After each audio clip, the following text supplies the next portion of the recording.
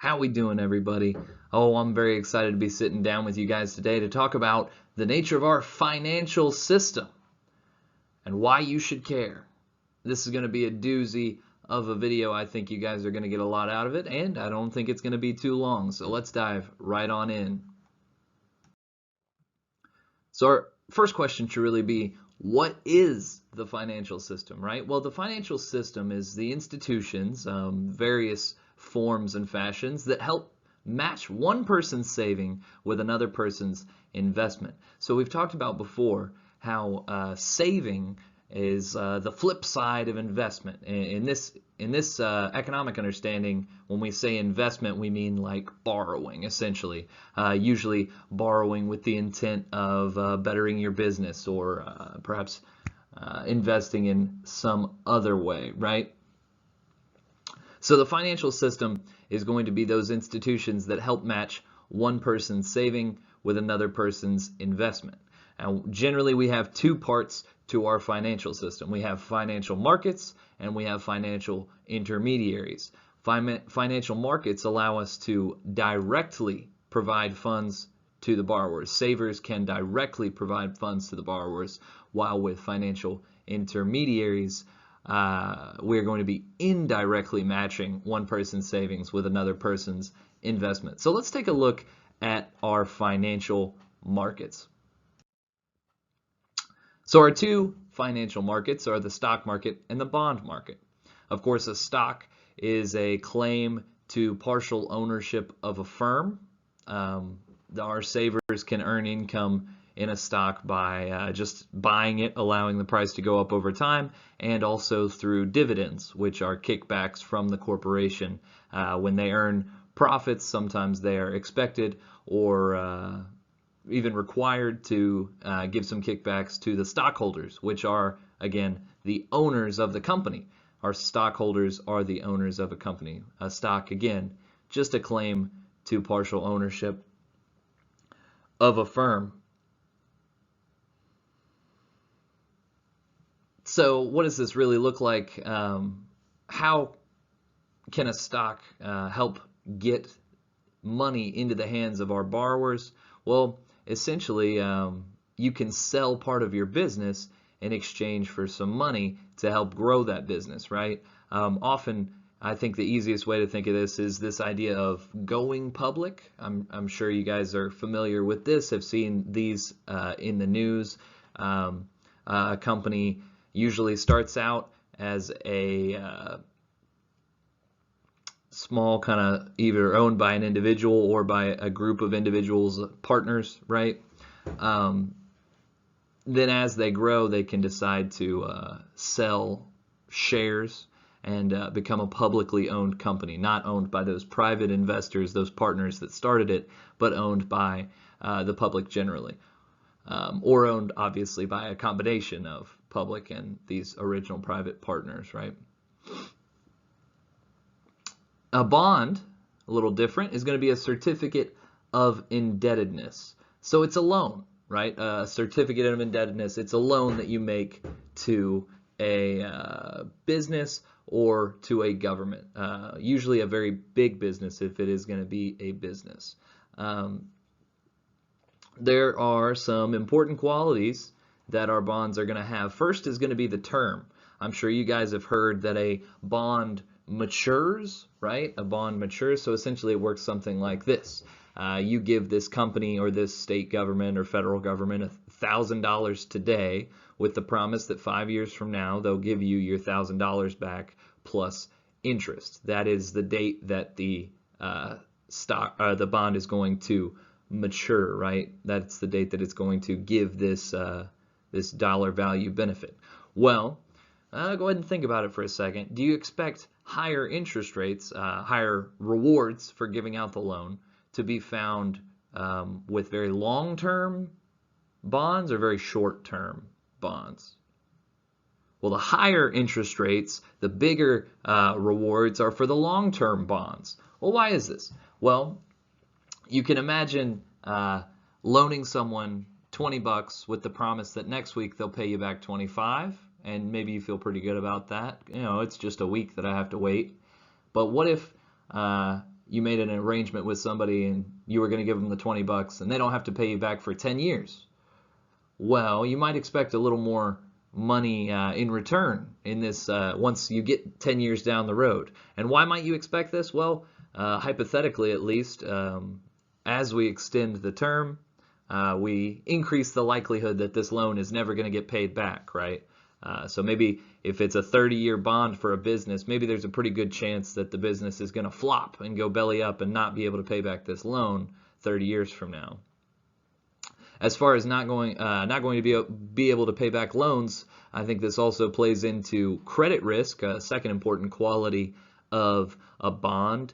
This credit risk is assessed on a scale from AAA, being the absolute highest, a very safe bet. They're all but certain going to pay you back, all the way down to D, bonds that are already in default would be the D. So AAA to D is how these are ranked, at least by the folks over at Standard & Proctor, the folks that do the S&P 500, right?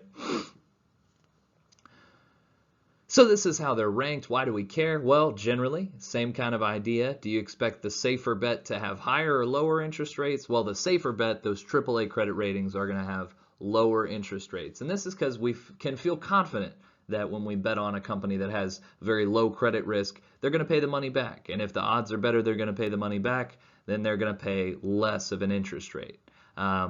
So-called junk bonds would be bonds with very low or very high credit risk, right? Sketchy, right? These are your D's and your C's on our, S&P's bond ranking scale. So these folks, you would expect to get a very high interest rate from. If you're loaning $100 to some sketchy guy you just met, and maybe you're not very confident that he's going to give that $100 back to you, you might ask him for perhaps even an exorbitantly high interest rate, right? Because your confidence is very low. Lastly, a third important quality of these bonds is tax treatment. Essentially, loans made to governments, government bonds, you owe no federal income tax on, while loans made to companies, when they do mature and you earn your income, you will have to pay federal income taxes on that income. You don't have to with government bonds. You do have to with our bonds to businesses, loans to businesses. Now, our financial intermediaries, these are those that help the borrowers connect to the savers indirectly. The most common financial intermediary, the one all of you I'm sure are intimately familiar with, is the banks, right? So this is the most common one, and it's also worth mentioning it's the most helpful to individuals and small businesses. If you're an individual or even a small business owner and you are trying to get some financial capital, not economic capital, but financial capital, money together to get a business going, it's going to be hard for a small business or an individual to get their money from bonds, right? This is something traditionally thought of with bigger companies, right? It's also going to be hard to get this money through stock offerings, right? Because not a lot of people are going to know about your business or want to invest in it. So instead of going through one of these direct routes, it's a lot of times easier for small businesses to go through the indirect route that is a bank. So obviously, our bank fills this first role of connecting borrowers to savers. I go put my money in the savings account, you take out a mortgage, and maybe somebody else is going to put some money in a savings account. 1,000 or 10,000 somebody else's are going to put money in a savings account, and this can help our small businesses and our individuals seeking to invest. It's also worth mentioning, although we are getting a little out over our skis, as the kids might call it these days, another second role here might be a medium of exchange. So checks and debit cards are the other way that people have been taking advantage of banks as of late, as in like the last 40 or 50 years. So essentially a check or a debit card can allow you to instantly access your deposits. I don't think people really appreciate how big a deal this is, where in our grandparents' generation, if you wanted to, have money in a bank, well, anytime you want to spend that money, you got to go to the bank and get the money out, which we in economics often call shoe leather costs, right? The costs of going back and forth to the bank. But we'll get to that when we get to our discussion of the kind of things surrounding inflation. So if you could just get this idea that checks and debit cards are another role that the banks fill, allowing us to exchange either a piece of plastic or a piece of paper for the goods and services that we want. Now, increasingly important financial intermediary in our economy is that of the mutual fund. I'm sure you guys have heard this term. Mutual fund's been taken off for about the last 40 years, since the early 80s. And all a mutual fund is an institution that sells shares to the public and uses the proceeds to buy a portfolio of stocks and bonds. Okay. That should make sense, right? Maybe? Maybe not? Well, let me flesh out this idea. So, what if you wanted to buy a whole bunch of different stocks, but because you only have limited funds, it's going to be very difficult for you to buy shares in a whole bunch of different stocks and have like a really big portfolio, right? Well, what if you could team up with 1,000 other investors and all of you guys buy shares of one product, the mutual fund, and then all the money that everybody puts in is used to buy stocks and bonds. Well, once we put everybody's money together, we're able to buy all these crazy different stocks and bonds by putting everybody's money together, getting this big pile, and then we can strategically pick out what stocks and bonds we want, right? So this mutual fund allows people to make their money work as a team, even though they may not even know each other, never met, live on opposite sides of the globe. By investing in this mutual fund, we put our money together so it can work to benefit all of us. And there are some big advantages to mutual funds, especially over choosing to invest just in single stocks.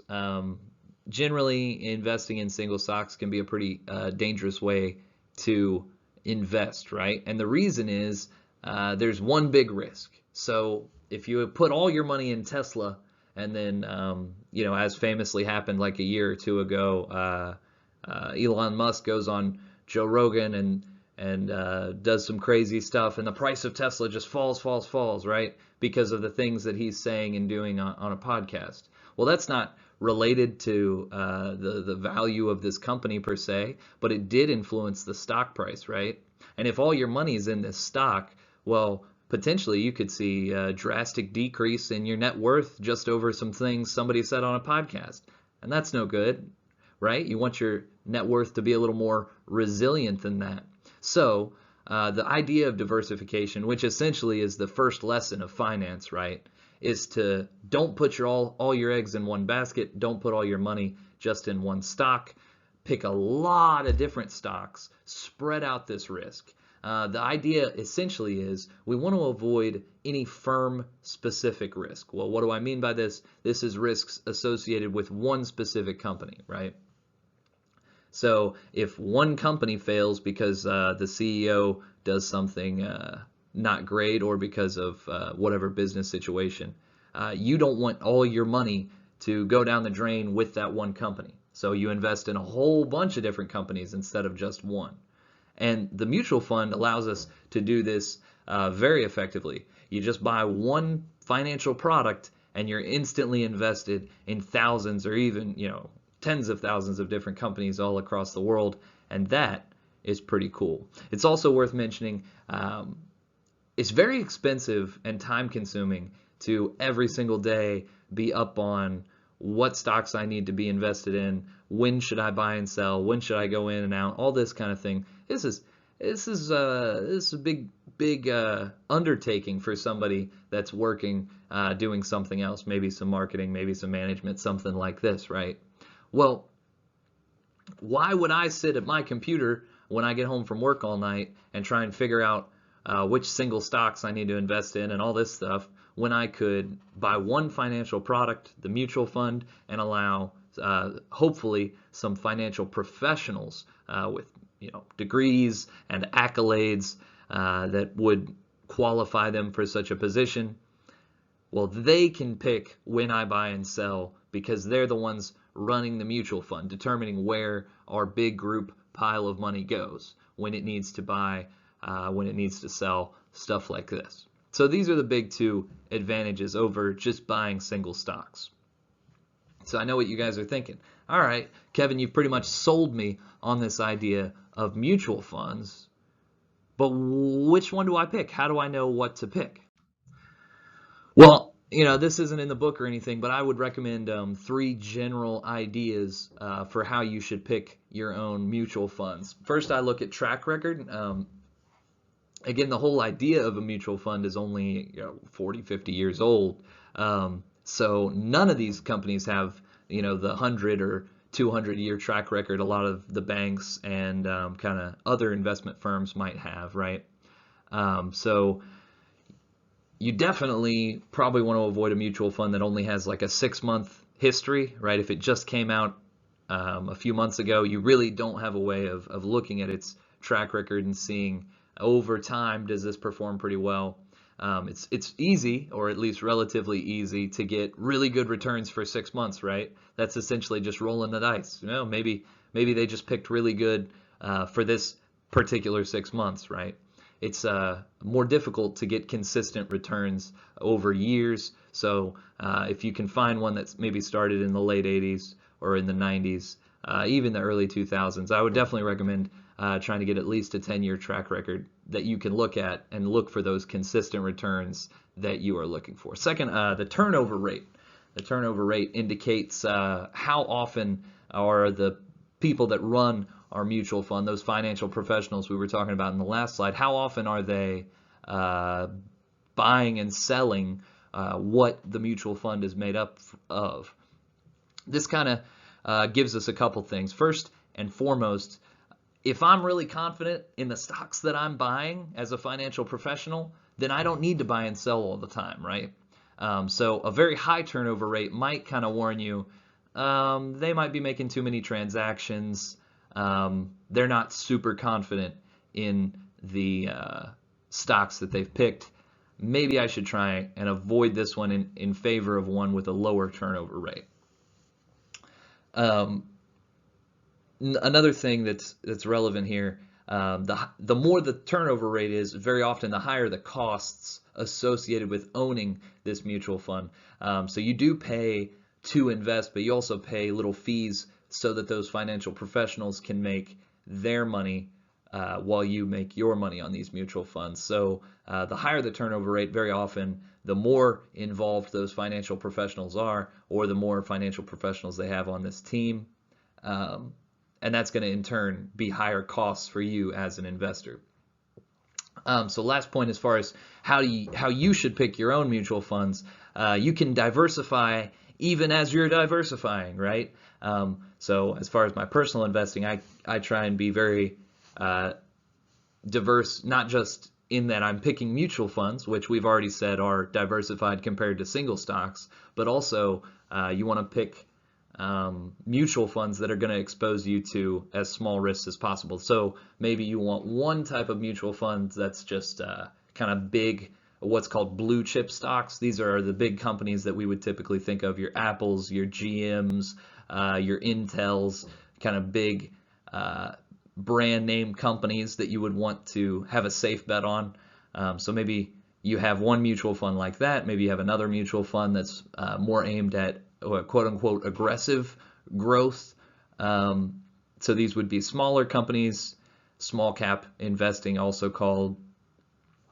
And maybe you don't just want US companies because there is risk that just the US economy could be hurt. Maybe you should diversify internationally. So maybe buy some blue chip, some aggressive growth, and some international, get some sort of mix of multiple types of mutual funds so that you're not just diversifying by buying mutual funds, you're diversifying by buying them and also by buying different types across different places so that your eggs are spread all across the world in every direction. And if you do that, well, the odds are it's going to go up, right? Even if one company fails, even if one country, the economy of one country takes a big hit, you are not going to be left out to dry. Okay, so why do I care about all these mutual funds and everything? Well, retirement accounts and mutual funds have been helping people build wealth for years. This is one of the main ways that in this last 30 or 40 years or so, the typical American has been able to escape poverty and kind of go into the middle or upper middle class, right? But I know what you guys are thinking. Can this really work for me? Can I, just a regular old person, expect to build wealth by investing in mutual funds and strategically taking on my finances? Well, yes is the short answer. So how much money are we talking about? Well, this calculator comes from the government. It's on a .gov site. If you just Google compound interest calculator, you'll find it very quickly. So going through what I've put in for this here, I have assumed an initial investment of $0 and a monthly contribution of 400 bucks. Where did I get this number? Well, the typical American makes between $45,000 and $50,000, and $400 a month contribution would indicate paying 4,800 bucks a year. I believe that's correct.